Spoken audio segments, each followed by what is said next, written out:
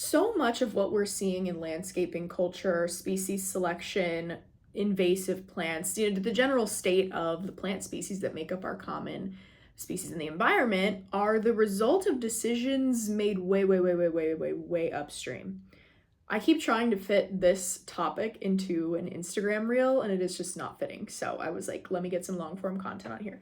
Because there's really so much to say and I am struggling to fit it all into Instagram content. So everyone knows, maybe not everyone, but my thing on Instagram is like, firstly, like I hate crepe myrtles. That became my thing. I decide one day I'm gonna talk about how I don't like these trees, these non-native trees that are fucking everywhere, everywhere. Why? Well, someone brought one over at some point, found out it did really well here, and now it's everywhere. And now it became like a staple of the South, this non-native tree. It's fascinating to me, actually. Let's think of another example. Oleander is very fascinating to me right now. You know, Galveston Island is called Oleander Island, Oleander City. Oleander is not native to Galveston. It is not native to North America. Oleander is native to like the Mediterranean, but there's a story behind it. Some guy, I'm sure that the International Oleander Society, which is based out of Galveston, I'm sure they're gonna, if anyone from that society is watching this video, sorry if I butcher the story, someone brought over an oleander plant as a gift for his wife. Honestly, he's doing his homegirl a favor. I would love it if my man brought me home plant. I'd be like, I love this too. I love it too. I'm gonna plant it everywhere all over my little island, right? They find out it does really well there. It tolerates the salinity, all of the salt spray, all of the stuff, right? It does fantastic there and it's beautiful and it flowers. Then, after the hurricane of 1900, the island is decimated. Dead bodies everywhere. A group of women decide, we gotta spruce it up around here. It's looking a little ghastly around here. This oleander shrub is beautiful and it does really well. Let's just put thousands of oleander all across the island. So because one person decided a couple hundred years ago to bring over an oleander plant for his boo, now it's everywhere. It's like that decision was made way, way, way, way, way upstream. And now it's a super common landscaping plant that's not native, non-beneficial. It's actually toxic. So that's one of those things where I'm like, okay, here's where my current like opinion sits on things like that. Yeah, I bash on them. Yeah, I hate them, whatever. But the truth of the matter is, if you already have like a huge oleander, or this could go for any plant, if you already have a huge crepe myrtle, huge sago palm, it's been there for so long, it provides you some sort of joy, it's been there throughout your, let's say, childhood or something, you don't need to cut it down, right? But the way that I'm moving is like, okay, that decision was already made. So the decisions that we can control are the ones going forward. So we're still in this cycle that I'll get into right now. That's like the landscapers are planting the wrong stuff. Well, why are the landscapers planting the wrong stuff? Look upstream, who's growing the stuff, okay? It's this huge cycle because at a certain point, like I help homeowners, right? I help individuals. So many of them are suffering from decisions that were made by the previous homeowner or the person who built their fucking house, right? Like let's just run an example. Somebody has a sago palm. This is super common. Someone has a sago palm and they're like, this sago palm is so annoying to me, but it would cost them thousands to remove. Sago palm removal is not cheap because it's not easy. And so what do? Are you supposed to like spend your savings on removing a sago palm? I don't really think so. So let's look at why did that decision get made in the first place? Well, whoever built your neighborhood, the builder, probably contracted out a landscaping company to design and install all of the like plants in this new neighborhood, the trees and whatever. Okay, so why did that landscaper choose those plants? Well, they probably went to their wholesaler, who they likely have a contract with to grow all of the shit for them, right? They probably went to them and were like, hey, what do you got? What do you got? And it's the same stuff that has been perpetuated in the culture. Ligustrum, boxwood, crepe myrtle, sago palm. Like look around at any Houston suburb, neighborhood, and you'll see the same palette of 10 non-native, non-beneficial plants that basically just sit there like statues, right? And for a while, like that was okay. Those plants, they survive everything. They survive our heat. They survive our drought. But something is different. Something has been different ever since Winter Storm Uri in 2021.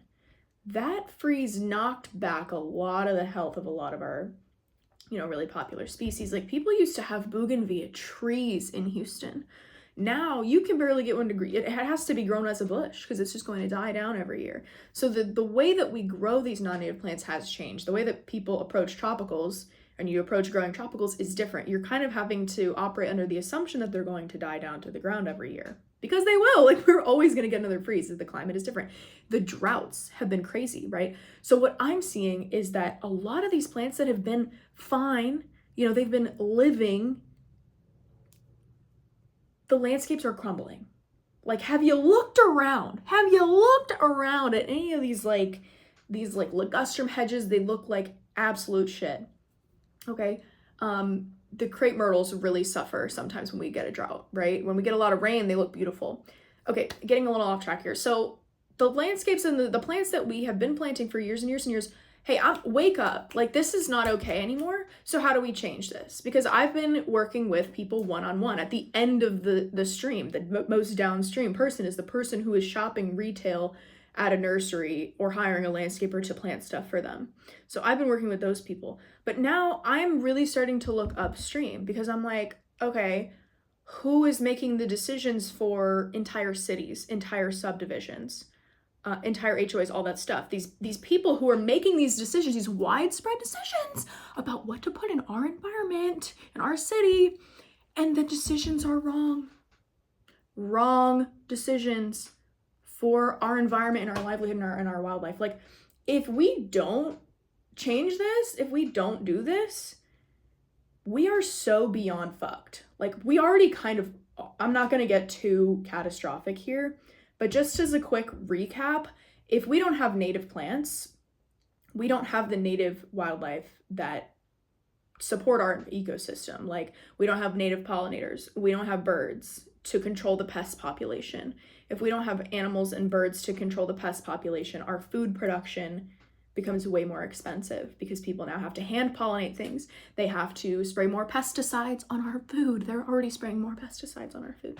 Okay? So if we don't have native plants, we don't have those native pollinators and wildlife that we need to sustain our ecosystem. Like, life as we know it will literally change.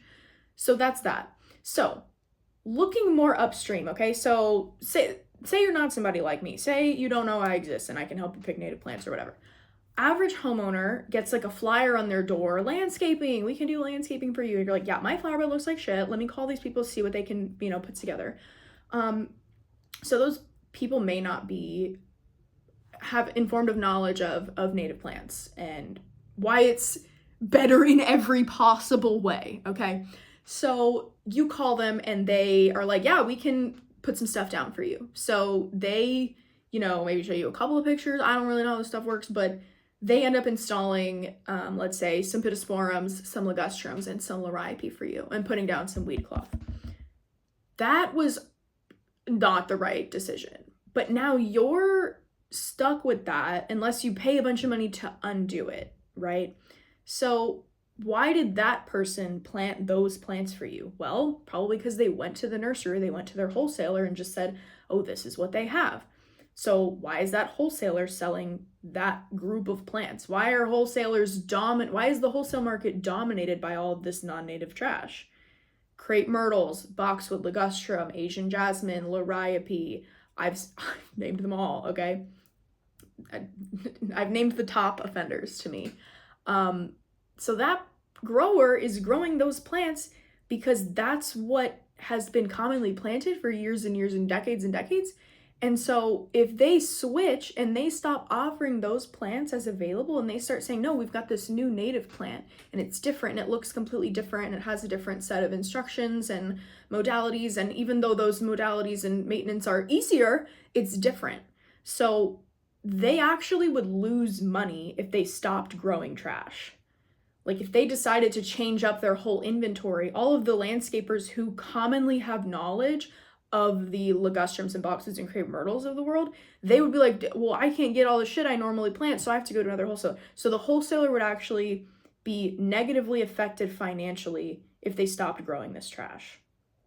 And of course, like, this is the whole problem. Like, this is the whole cycle. So somebody upstream, way upstream, the person who is literally propagating and growing all of this garbage that's going to get put into our ecosystem, and I hate to call plants garbage. Like, I don't ever want to blame the plant. And actually what I'm seeing, oh, actually, no, let me finish this thought and then I'll touch on this in a second. But so it's so upstream with the decisions that are being made and the ones that are being required by HOAs, required by the city. The city says that if you build something, if you develop land or build a structure, you have to plant things for city beautification, for, you know, road noise, drainage, you know, city exhaust and pollution. I don't know, seems like a job that native plants would take care of pretty well. And native plants also, at least in the Gulf Coast, have really, really, really deep root systems. Because think about where we're located. We're on a Gulf Coast, like, we're marshy, swampy. Everybody loves to bash on our clay soil, even though it's very nutrient dense. The plants natural to our area are well suited to prevent the erosion and breakdown of our native ecosystem. Okay?